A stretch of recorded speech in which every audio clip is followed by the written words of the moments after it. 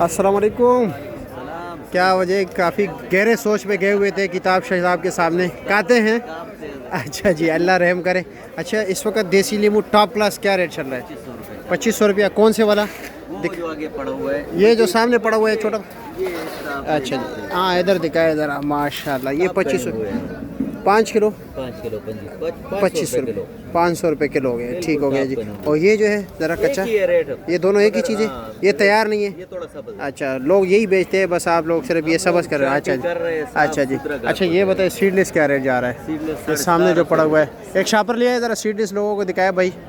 एक शापर लिया है 15 से लेकर बिक रहे हैं। अच्छा जी। जो बहुत मोटा है वो 1500 बिक रहे हैं। अच्छा, जो दरमियाना है नींबू साइज है वो बिक रहे हैं 1700 रुपया। 1700 रुपया, 350 ठीक है जी। ओके, ये भाई सीडलेस है। और ये जो आप देख रहे हैं ये देसी है। ठीक है, ठीक है, बहुत शुक्रिया आपका।